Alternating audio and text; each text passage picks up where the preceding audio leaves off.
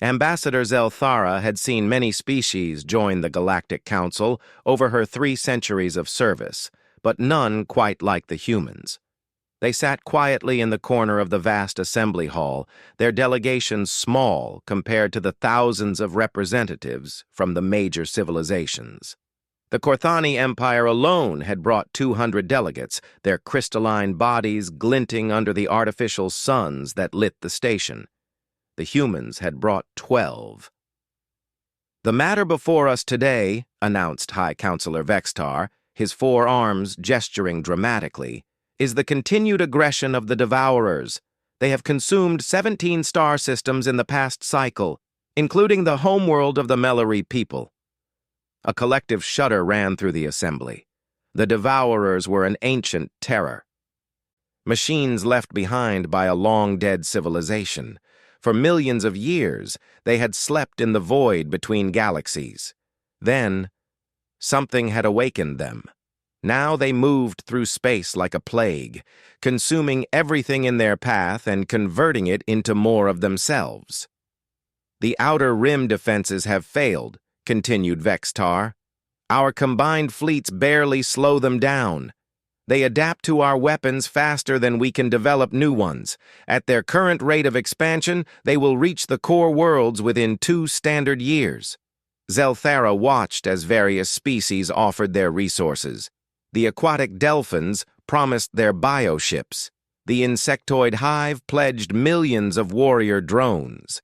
The energy beings of the Lumina Collective offered to merge temporarily with mechanical systems to enhance their capabilities. Each gesture, while noble, felt like throwing pebbles at a mountain. That's when the human ambassador stood up. Marcus Chen was an unremarkable-looking being by most galactic standards. Average height, no natural weapons, no psychic abilities, no technological symbiosis. His species had only joined the Galactic Council 50 years ago after developing faster-than-light travel. They were considered a minor civilization, interesting mainly for their unusual art and their habit of forming emotional bonds with other species' pets. "Honorable counselors," Chen said, his voice carrying clearly through the translation field, "humanity would like to offer our assistance." A few polite acknowledgments rippled through the crowd. Zelthara felt sorry for the human. What could they possibly contribute that the major powers could not? "We volunteer to serve as a rear guard," Chen continued, "to buy time for civilian evacuations from the threatened systems." It was a death sentence, and everyone knew it. The rear guard positions in previous encounters with the Devourers had a survival rate of exactly 0%. Species had tried everything: suicide runs, fortress worlds, even stellar engineering to create impassable barriers. Nothing worked. The Devourers consumed it all. High Counselor Vexitar's expression softened. "Humanity's courage is noted and appreciated. However, perhaps your people could better serve by assisting with refugee logistics or—" "With respect, Counselor," Chen interrupted gently. "We've studied the Devourer threat extensively since joining the Council. We believe we can hold them for at least 6 months." The assembly fell silent. 6 months? The previous rearguard, comprised of the mighty Draknari hegemony's entire battle fleet, had lasted 18 hours.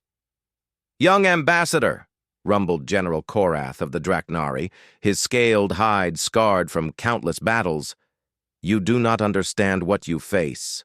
The Devourers are not merely strong. They are inevitable. They learn from every encounter, adapt to every strategy.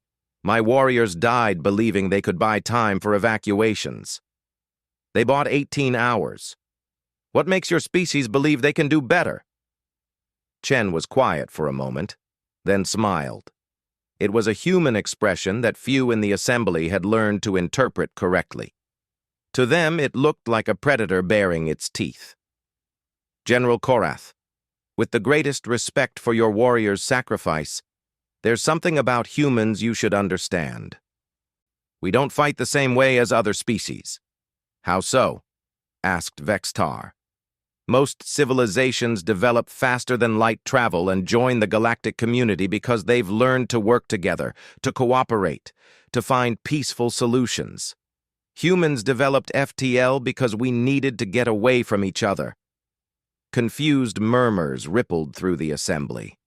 Zelthara found herself leaning forward.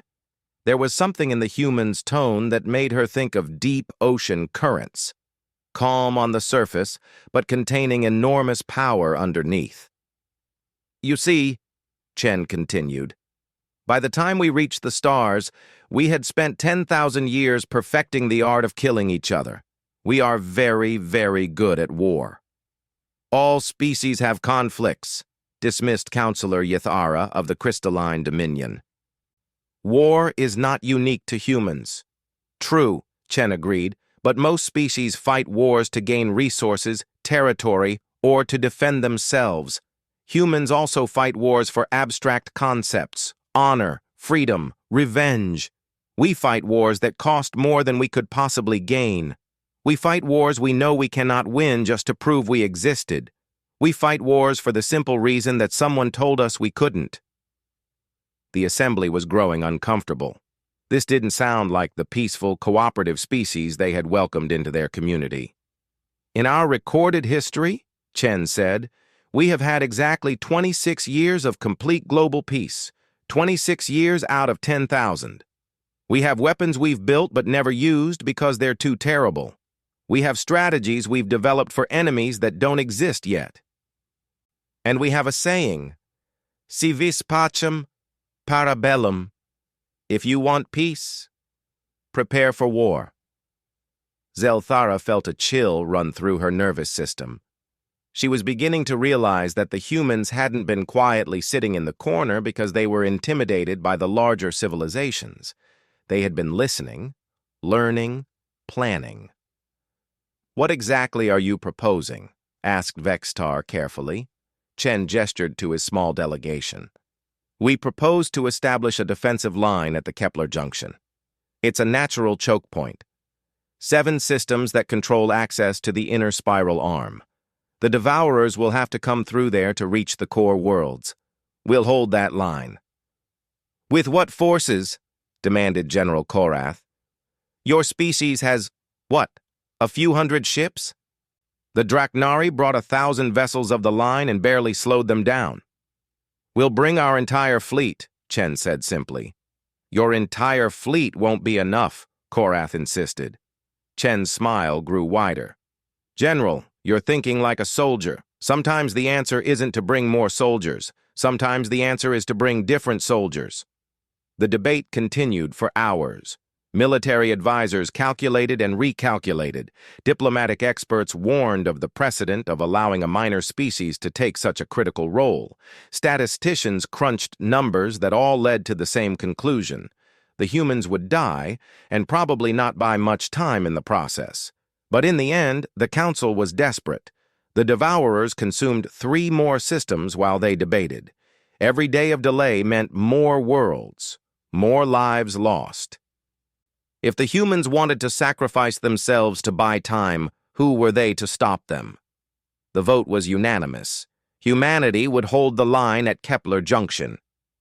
After the session ended, Zelthara approached the human delegation. Chen was speaking quietly with his advisors, but broke off when she approached. Ambassador, she said, I wanted to express my admiration for your species' courage, even if you think we're about to die uselessly. Chen finished for her. Zelthara's facial tendrils flushed with embarrassment. I didn't mean to imply... It's all right, Chen said. Most of the council thinks the same thing. May I ask you something, Ambassador Zelthara? Of course. In your species' history, have you ever fought a war where you were completely outmatched? Where victory was impossible? Zelthara thought carefully. My people have always been careful to fight only when we had advantages. It's the logical approach. Logical, Chen agreed. But humans aren't always logical. We have another saying. Victory at all costs, victory in spite of terror, victory however long and hard the road may be. For without victory there is no survival. That sounds like a death wish. Maybe, Chen said. Or maybe it sounds like species that refuses to go quietly into extinction. The Devourers think they're inevitable because they've never met a species that specializes in making the impossible possible. 3 weeks later, the human fleet arrived at Kepler Junction. Zelthara was part of the Council observation team, positioned safely outside the combat zone to document humanity's last stand. The human fleet was exactly as reported, 437 vessels. Compared to the mighty dreadnoughts of the major powers, they looked almost primitive. Angular, brutal-looking ships with excessive armor and redundant systems, no elegant curves or artistic flourishes. They looked like they had been built for one purpose: to break things. But there were oddities. The ships were arranged in patterns that made no sense tactically. Some floated alone, far from their companions. Others clustered together in tight formations that would be death traps if caught by enemy fire. And the human communications traffic was unlike anything in the Galactic military database. "Observer 7 to Fleet Command," reported one ship captain. "I have eyes on the Kepler 7 gate. No contacts." "Fleet Command to Observer 7, came the reply. "Maintain watch. Remember, they only have to get lucky once. We have to be lucky every time." "Copy that, Fleet Command. Observer 7 standing by to be unlucky." Zelthara listened to the chatter with growing confusion. Were they joking? In the face of annihilation, were the humans actually joking? Admiral Sarah Martinez commanded the human fleet from the heavy cruiser Unconquerable. When Zelthara requested permission to speak with her, she was surprised to be immediately granted an audience. Martinez was a small woman by human standards, with gray hair and scars that suggested significant combat experience. She greeted Zelthara in her command center, which was notably different from other species equivalents. Where alien ships favored elegant, efficient layouts, the human ship seemed designed for chaos. Damage control stations were everywhere. Backup systems had backup systems. Everything was built to keep functioning even when half destroyed. "Ambassador Zelthara," Martinez said warmly, "I understand you're here to document our glorious last stand?" "Admiral, I hope that's not what this becomes." Martinez smiled, that unsettling human smile. "So do I, but if it is, we'll make it a good one." "I've been listening to your communications," Zelthara said carefully. "Your crews seem remarkably calm for people facing certain death." "Death isn't certain," Martinez corrected. "Just probable, and my people cope with stress through humor. It's one of our more irritating traits." "The Council is puzzled by your deployment pattern," Zelthara continued. "Your ships are arranged in ways that violate standard tactical doctrine." "Standard whose tactical doctrine?" Martinez asked. "Galactic Council military theory is based on the assumption that wars are fought between civilized species for rational reasons.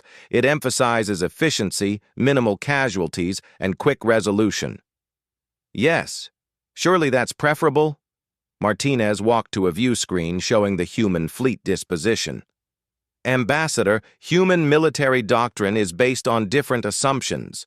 We assume that our enemies will be stronger than us, that they'll adapt to our tactics, and that we'll have to win by being more determined rather than more powerful." She pointed to one of the isolated ships. "That's the destroyer Vindictive. She's positioned to observe the Kepler 3 gate. If the Devourers come through there, she'll die within minutes. But first, she'll tell us everything about their formation, their approach vectors, their apparent capabilities." "She'll sacrifice herself just for information?" "If necessary. The same way Defiant is positioned to mine the Kepler 5 approach, knowing she won't survive the detonation. Or how Retribution has orders to ram the largest enemy vessel if her weapons fail." Zelthara felt another chill. "Your ships are named for concepts of vengeance." "Among other things," Martinez agreed. We also have hope, perseverance, and home. But yes, many of our warships carry names that reflect our attitude toward anyone who threatens our people. Which is? Martinez's smile faded, leaving an expression that was somehow far more frightening. That they will regret it for however long they have left to feel regret. The Devourers arrived 6 hours later. They came through the Kepler 7 gate exactly as predicted, a tide of geometric nightmares that absorbed light and radiated menace. Zelthara watched from the observation ship as energy readings spiked beyond the scale of her instruments. There were hundreds of them, each one the size of a battle cruiser, moving in perfect coordination. The first human ship they encountered was the destroyer, Vindictive. True to Admiral Martinez's word, she died within 3 minutes. But in those 3 minutes, she transmitted more detailed sensor data on Devourer capabilities than the Galactic Council had gathered in 50 years of conflict. Her sacrifice gave the human fleet something no previous opponent had possessed: complete tactical intelligence on their enemy. What happened next would be studied and debated for centuries to come. The human fleet didn't charge forward in a heroic last stand. They didn't form a defensive line and wait for the Devourers to come to them. Instead, they did something that had never been tried before. They started running away. But it wasn't a retreat. It was a fighting withdrawal, executed with precision that spoke of endless drill and preparation. The humans led the Devourers deeper into the Kepler system, through carefully prepared kill zones, past mines that had been disguised as asteroids, into the range of weapon platforms that had been hidden in the system's gas giants. Each engagement was brief, violent, and followed immediately by withdrawal to the next prepared position. The Devourers, programmed to pursue and consume, followed exactly as the humans had predicted. They're fighting a human war, Zelthara realized, speaking aloud without meaning to. What do you mean? Asked Dr. Vorth, the Council's military observer. The Devourers are trying to fight an efficient war, she explained. They want to engage the human fleet directly, destroy it quickly, and move on to their real objective, but the humans won't let them fight that kind of war. On the tactical display, the human fleet split into 3 groups, each leading a portion of the Devourer swarm toward different objectives. The Devourers, unable to resist the imperative to pursue and destroy, split their forces to follow. They're making the Devourers fight a human war instead, Zelthara continued. Messy, prolonged, inefficient. A war where being stronger doesn't guarantee victory. The battle raged for 18 hours. Then 36, then a week. Each time the Devourers seemed ready to break through, the humans found a new way to delay them. Suicide runs to cripple key ships. Ramming attacks that traded 1 human vessel for 3 of the enemy. Ambushes launched from hiding places that should have been impossible to reach. By the end of the first month, the human fleet had been reduced to less than 200 ships. But the Devourer swarm had lost nearly half their number, and they were no closer to breaking through the Kepler junction than when they had arrived. More importantly, something unprecedented was happening. The Devourers were showing signs of frustration. For the first time in recorded history, the unstoppable mechanical plague was being stopped, and they didn't understand how. Admiral Martinez stood in the ruins of her command center, watching the tactical display through smoke and sparking electronics. The Unconquerable had taken 17 direct hits in the last engagement, but she was still fighting. Like her crew, like the human fleet, like humanity itself, she refused to die quietly. "Status report," she called out. "We're down to 47 operational ships," reported Commander Hassan, his uniform torn and bloodied from a console explosion. "Kepler Junction is holding, but barely." Martinez nodded grimly. 3 months of constant fighting had reduced the human fleet to 1/10 of its original strength. But the Devourers had suffered losses that no one had thought possible. More importantly, they had stopped adapting at their usual rate. "That's because they can't adapt to insanity," Martinez said aloud, causing several officers to look at her curiously. The truth was becoming clear to the human commanders. The Devourers were incredibly advanced, with learning algorithms that could counter any logical strategy within days. But human military doctrine wasn't logical. It was born from 10,000 years of illogical wars fought for irrational reasons by species that refused to accept reality. Dr. Elizabeth Chen, no relation to the ambassador, had been studying the Devourer response patterns from the human research vessel Persistence. As the fleet's xenobiologist, she had developed a theory that was both brilliant and terrifying. "Admiral," she reported over a crackling communication channel, "I believe I understand why our tactics are working." "I'm listening, Doctor." "The Devourers aren't truly intelligent in the way we understand it. They're more like an incredibly sophisticated computer virus. They learn by analyzing successful strategies and developing counters. But humans keep using strategies that shouldn't be successful." Martinez smiled grimly. "Elaborate." "Take the Battle of Kepler 4. By all rational analysis, Commander Park's decision to ram 3 destroyers into a Devourer dreadnought should have been pointless. The math says those ships couldn't have caused sufficient damage to justify the sacrifice. But Park wasn't trying to destroy the dreadnought," Martinez said, understanding. "Exactly. She was trying to prove a point. The Devourers learned that ramming attacks were ineffective against their heavy units.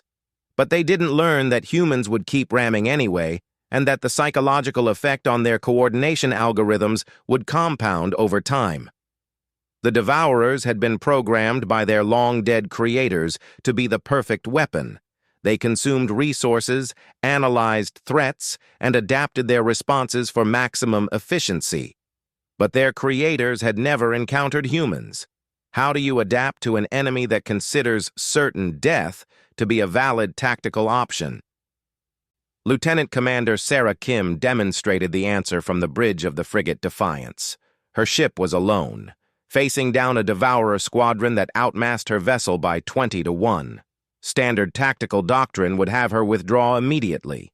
Instead, she ordered an attack run.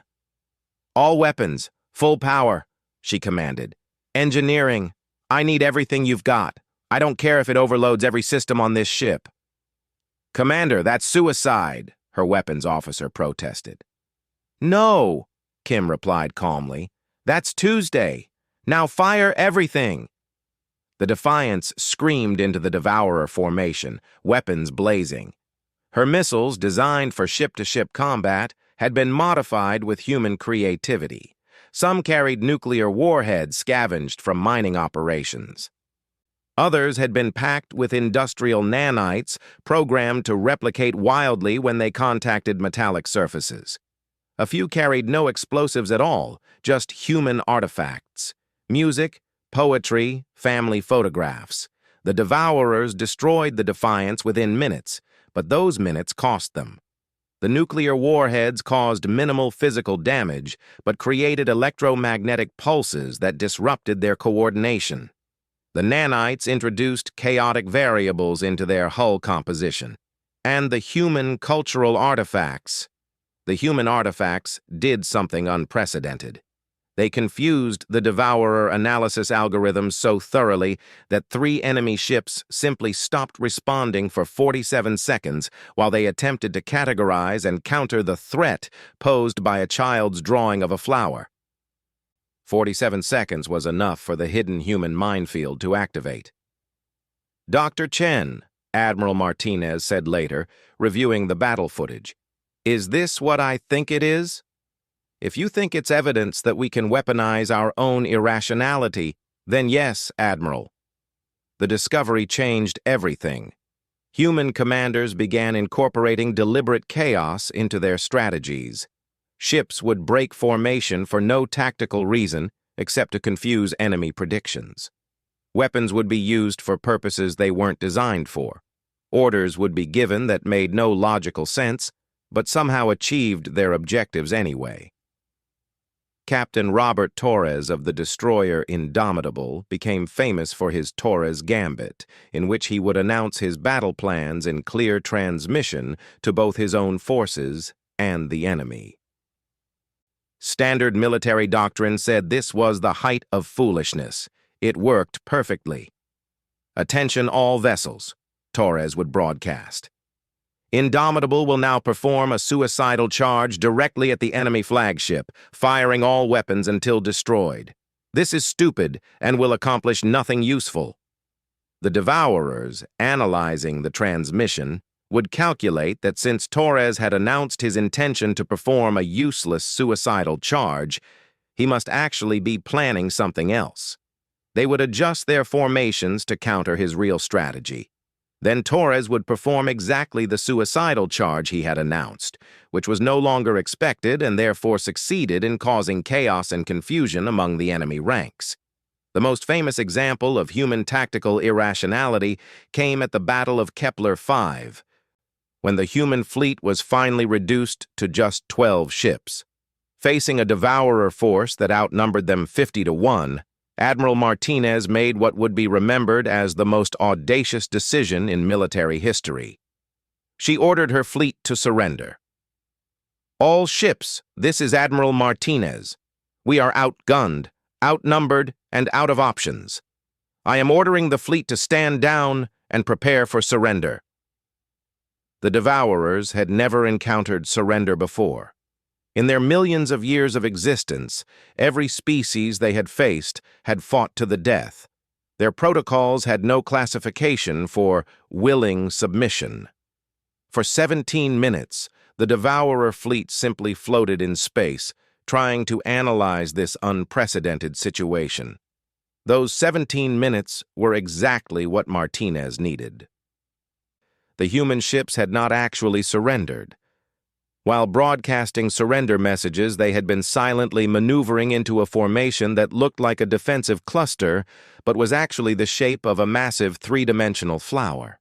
A flower identical to the one in that child's drawing that had confused the Devourers months earlier.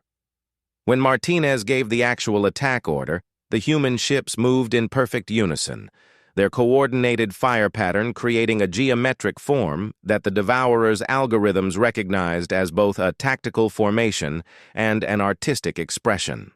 The cognitive dissonance crashed their adaptive protocols completely. In the chaos that followed, the 12 remaining human ships destroyed 43 Devourer vessels before the enemy could recover their coordination. But the real weapon wasn't tactical creativity. It was something far more dangerous: human spite. The final phase of the Battle of Kepler Junction began when Admiral Martinez received word that the Devourers had sent scout forces around the human defensive positions. While the main fleet was engaged, smaller Devourer units were attempting to slip past and resume their advance toward the Galactic core. A rational military commander would have conserved their remaining forces for a fighting withdrawal. Martinez was not feeling rational. "All ships," she broadcast, "this is Admiral Martinez. The enemy thinks they can go around us. They're wrong." What followed was later designated as the Martinez Protocol in human military academies and was considered far too dangerous to ever use again. Martinez ordered her entire remaining fleet to overload their faster-than-light drives simultaneously. Every student of galactic engineering knows that FTL drive overloads create spatial distortions. Usually, these distortions are small and short-lived. But when dozens of drives overload in the same location at the same time, the effect is magnified exponentially. The space around Kepler Junction folded in on itself. The gravitational anomaly lasted only 18 seconds, but those 18 seconds were enough. Every Devourer in the system was caught in the distortion field and crushed by artificial gravity that reached nearly 300 standard gravities, including the scout forces that had attempted to bypass the human defense. When the distortion cleared, there were no Devourer ships left in the Kepler system. There were also no human ships. Admiral Martinez and her fleet had performed the ultimate expression of human military philosophy. If we can't have victory, no one can. But the humans had one more surprise left. 18 hours after the Battle of Kepler Junction ended, as the Galactic Council prepared to honor the heroic sacrifice of the human fleet, new contacts appeared on their sensors. Human ships. Hundreds of them. Ambassador Chen appeared on the Council communication channels from the bridge of the dreadnought Retribution. Behind him, Zelthara could see a command center that dwarfed anything in the Galactic fleet, bristling with weapons systems that looked like they had been designed by engineers who had spent too much time thinking about efficient ways to kill things. "Honorable Counselors," Chen said, his expression unreadable, "I'm pleased to report that the Devourer advance has been stopped."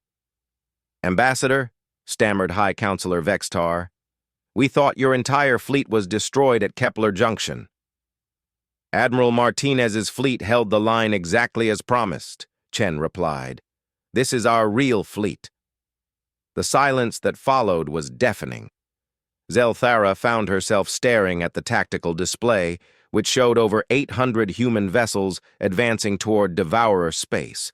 Not defensive positions, not patrol formations, attack formations. "Your real fleet?" she whispered. Chen's smile was the most terrifying thing she had ever seen.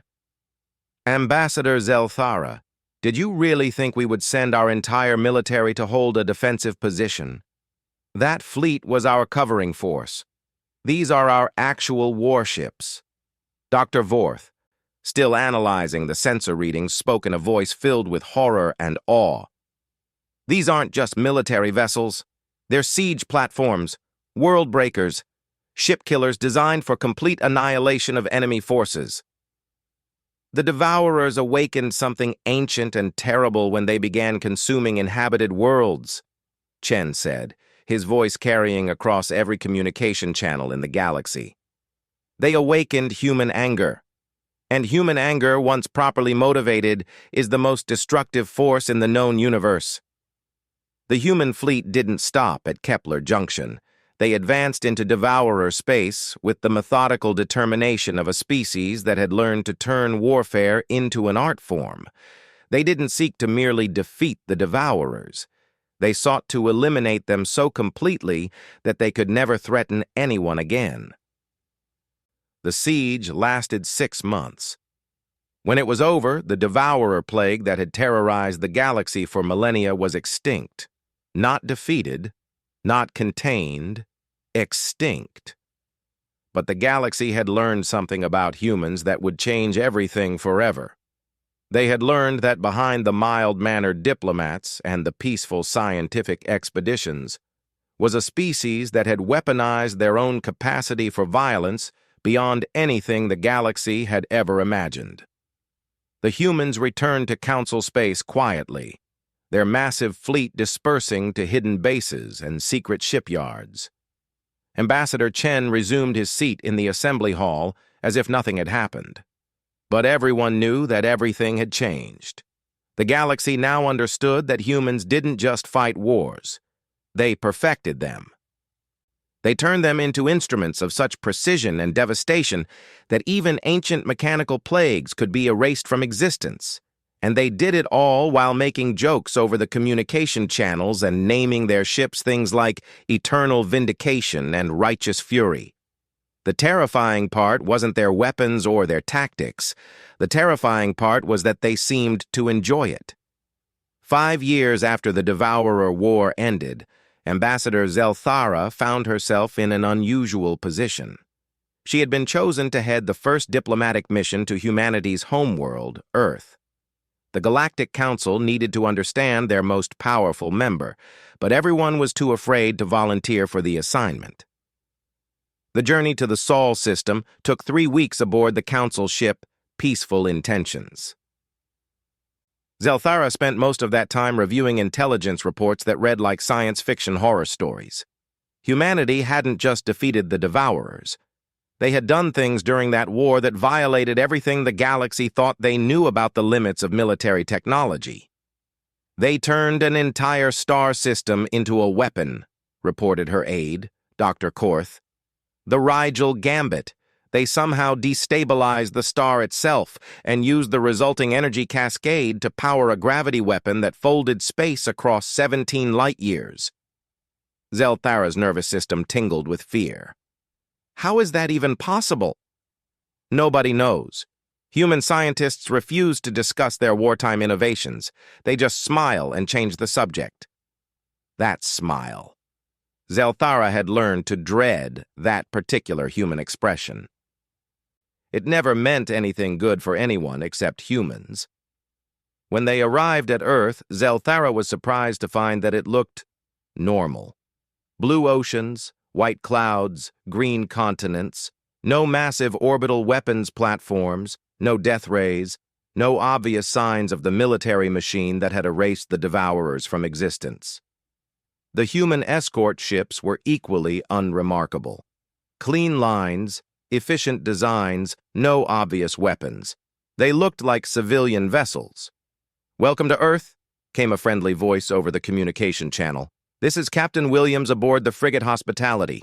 We'll be your guides for this visit." Hospitality. Even their military vessels had names that sounded peaceful. Zelthara found this somehow more disturbing than if they had been called things like Destroyer or Deathbringer. The human delegation that met them at the orbital station was led by Ambassador Chen, now serving as Earth's Minister of Galactic Relations. He greeted them warmly, like old friends. "Ambassador Zelthara, how wonderful to see you again. I trust your journey was pleasant?" "Yes, thank you," Zelthara replied carefully. "We're honored to be the first official diplomatic mission to Earth." "And we're honored to host you," Chen said. "I think you'll find that humans are much more normal than recent events might suggest." But as their shuttle descended toward Earth's surface, Zelthara began to notice things that contradicted Chen's assurances. The cities below looked peaceful enough, but there were patterns in the urban development that suggested military planning, structures that could serve as fortifications. Transportation networks designed for rapid troop movement, industrial complexes that could quickly convert to weapons production. The humans had turned their entire homeworld into a fortress, and they had done it so subtly that it looked like normal civilian infrastructure. Their first formal meeting was held in Geneva, in a building that humans called the Peace Palace. Zelthara wondered if the irony was intentional. Given what she had learned about human humor, it probably was. "The Council is grateful for humanity's assistance in ending the Devourer threat," Zelthara said formally. "However, there are certain concerns about the methods that were employed." Chen nodded understandingly. "I imagine there are. Please, speak freely." The complete extermination of an entire species, even a hostile one, raises ethical questions. Some council members wonder if humanity's response was proportional. Chen was quiet for a moment, then gestured toward a wall display. Images appeared, worlds consumed by the Devourers, ships destroyed, entire civilizations extinct. "Ambassador, in the 5 years since the war ended, we've cataloged the Devourer expansion path. They consumed approximately 230 billion sentient beings over the course of their awakening. That's not counting the trillions of non-sentient creatures and the hundreds of worlds rendered completely lifeless." Zelthara had seen these numbers before, but hearing them spoken aloud was still shocking. "The question isn't whether our response was proportional," Chen continued. "The question is whether it was sufficient to ensure they could never do it again. We decided it wasn't enough to defeat them. We decided it wasn't enough to contain them. We decided they needed to be extinct. But surely there could have been another way." "Could there?" Chen asked gently. "Ambassador, your people are diplomats. You look for solutions that satisfy everyone. But sometimes there are problems that can only be solved through superior firepower applied with extreme prejudice." The tour of Earth that followed was educational in ways that Zelthara hadn't expected. The humans showed them museums, art galleries, concert halls. They attended a sporting event where thousands of humans gathered to watch other humans compete in elaborate games. But Dr. Korth noticed something that others missed. "Ambassador," he whispered during a visit to an art museum, "look at their artwork." Zelthara looked around at the paintings and sculptures. Many were beautiful, depicting natural scenes or abstract concepts. But Dr. Korth was right. Even the peaceful artwork contained subtle themes of conflict, struggle, and triumph over adversity. Their entire culture is built around the concept of struggle, Dr. Korth realized.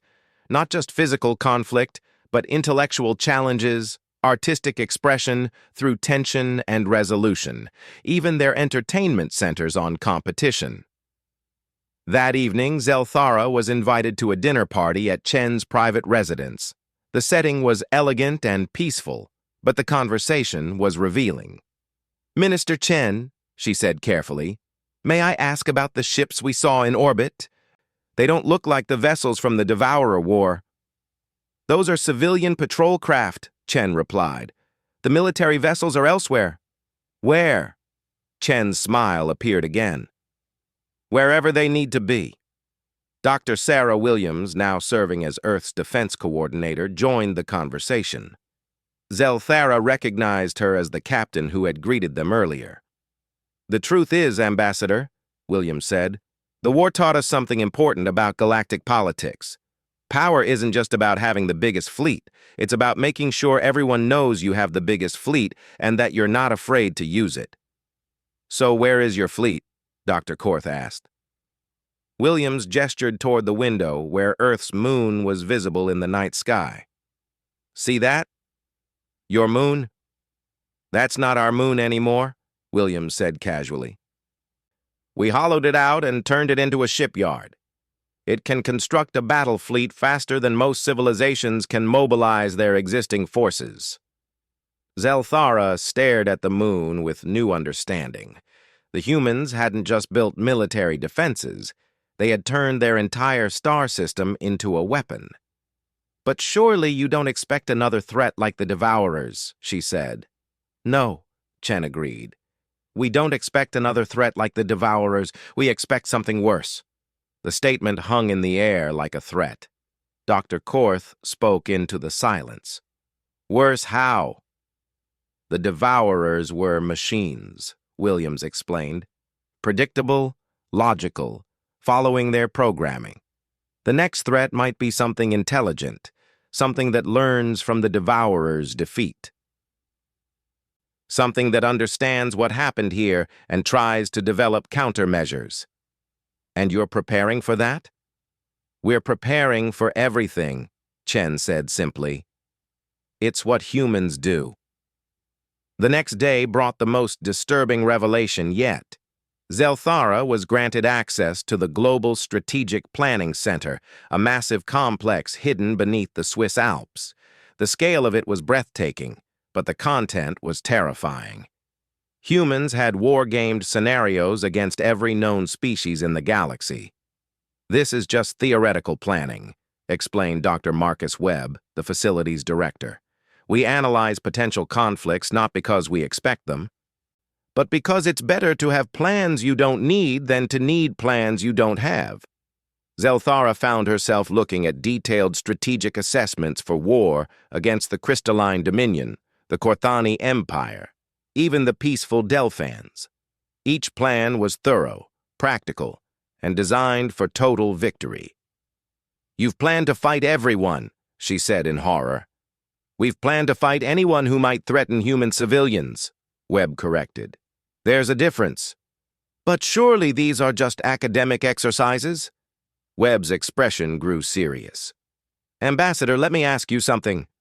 If someone threatened to kill every member of your species, how far would you go to stop them?"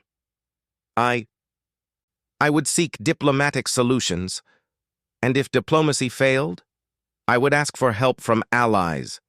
And if your allies couldn't help." Zelthara was quiet for a moment. "I suppose I would fight." "And if you were losing that fight?" I would keep fighting until the end." Webb nodded. That's what humans do, except we've gotten very good at making sure we don't lose. We plan for every contingency because the cost of failure is extinction. The final revelation came during Zelthara's last night on Earth. She was awakened by Dr. Korth, who was staring out their hotel window with an expression of absolute terror. "Ambassador, you need to see this." Zelthara joined him at the window. In the distance, barely visible against the night sky, she could see lights moving in formation, ships, hundreds of them, rising silently from hidden bases and disappearing into the darkness. "They're launching night exercises," Dr. Korth whispered. "Look at the pattern." Zelthara watched as the ships moved through increasingly complex maneuvers. The precision was flawless, the coordination was perfect, and the implied threat was unmistakable. "They're not just running exercises," she realized. "They're sending a message." The message was clear.